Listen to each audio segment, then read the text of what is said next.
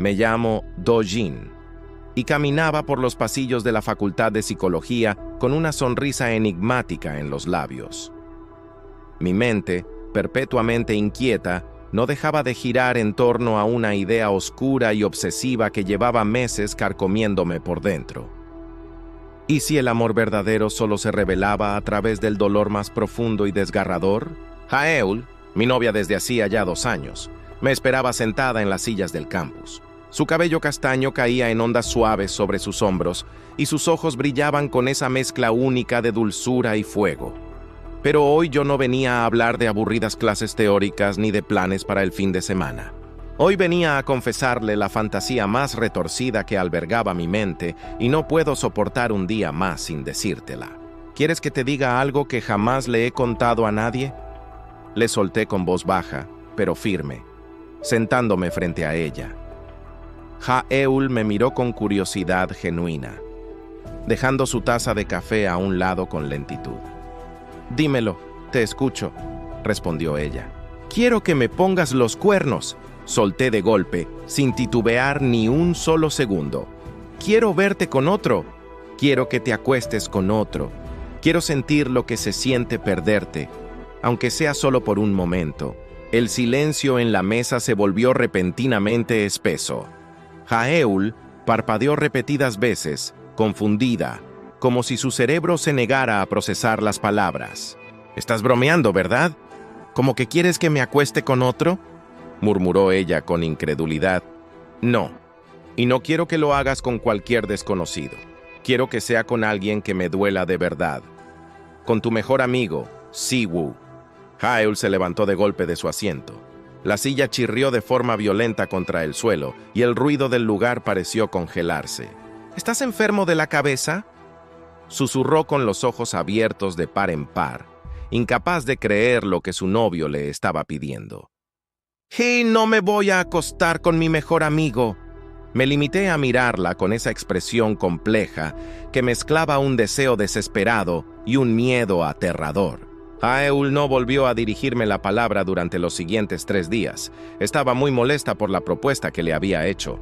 Yo, mientras tanto, me refugié en las páginas de mi diario, escribiendo compulsivamente cada pensamiento y cada emoción. Mi fantasía nacía de una urgencia desesperada por romper la monotonía y sentir algo, lo que fuera, que me hiciera saber que seguía vivo. Cuando Haeul finalmente accedió a enfrentarme después de 3 días de silencio absoluto, fue a mi apartamento en la noche. «¿Por qué Siwoo?», me preguntó cruzándose de brazos exigiendo respuestas, con una mirada que combinaba una furia contenida y curiosidad. «Porque sé que le gustas. Porque sé que me va a doler. Y porque tú en secreto siempre lo has deseado», le contesté con una sinceridad aplastante. Haeul se lo saboreó en su mente. Ella sabía que Siwoo era un tipo atractivo, seguro de sí mismo, y que había una chispa. Pero una cosa era imaginarlo en el terreno de las ideas abstractas y otra muy distinta era llevarlo a la realidad. «Si llego a hacerlo, no va a ser por ti, Do-jin», advirtió ella con voz temblorosa. «Va a ser por mí, para entender qué siento, para descubrir si lo nuestro es amor genuino o pura y dura costumbre». Asentí lentamente. El juego había comenzado. Esa misma noche, Siwoo recibió un mensaje directo de Haeul. «¿Puedes venir a mi apartamento?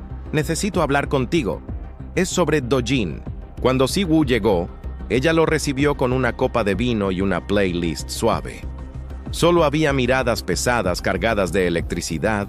Haeul le explicó sin rodeos la descabellada propuesta que yo le había hecho. Siwoo se quedó mudo por la sorpresa, pero no se negó.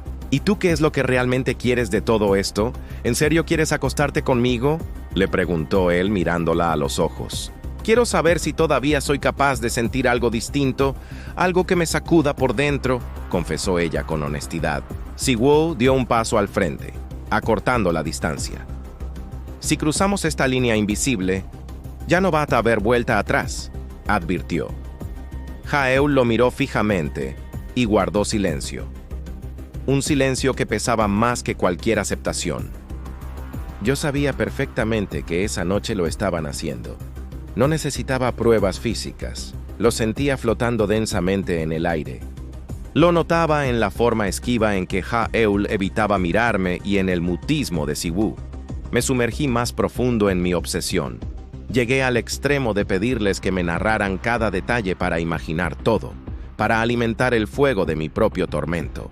Esto no es un experimento de laboratorio, Dojin. Somos personas de carne y hueso, no piezas descartables, me reprochó Siwoo molesto. Yo solo sonreí con una tristeza amarga. Mi deseo me estaba expulsando del paraíso, convirtiéndome en el arquitecto de mi propia destrucción. Llegó el viernes de esa semana. La universidad celebraba por todo lo alto el aniversario de la facultad. Música a todo volumen. Yo llegué completamente solo. Minutos después vi entrar a Ha'eul, del brazo de Siwoo.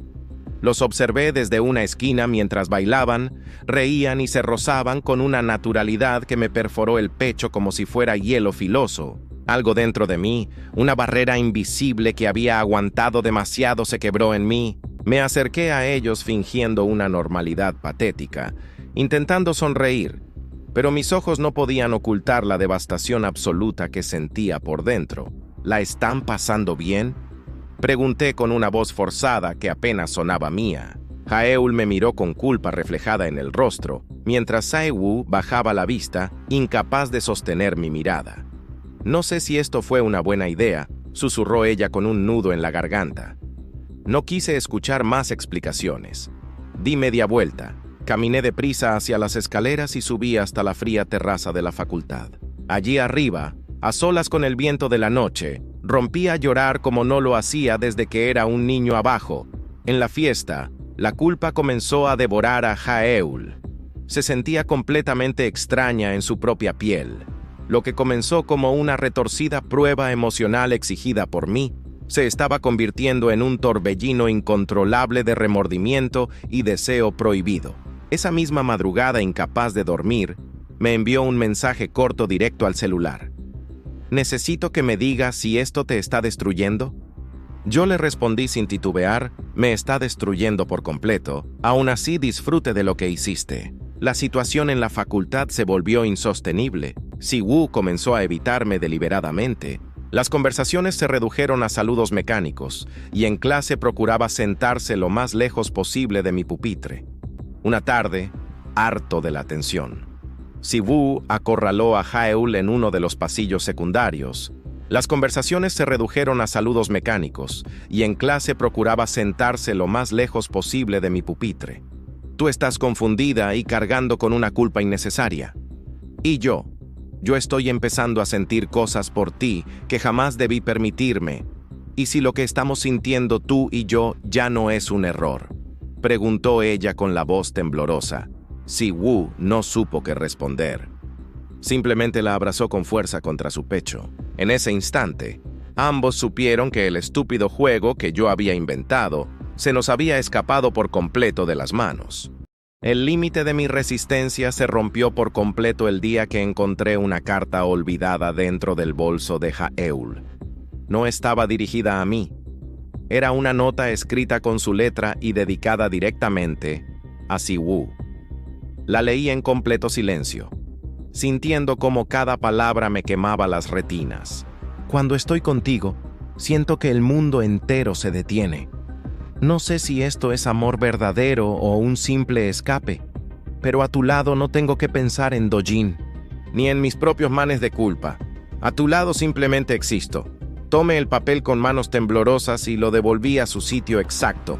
No dije una sola palabra. No armé un escándalo en ese momento, pero esa misma tarde, al cruzarme con Siwoo en los pasillos de la facultad, lo miré con una frialdad tan absoluta que le heló la sangre.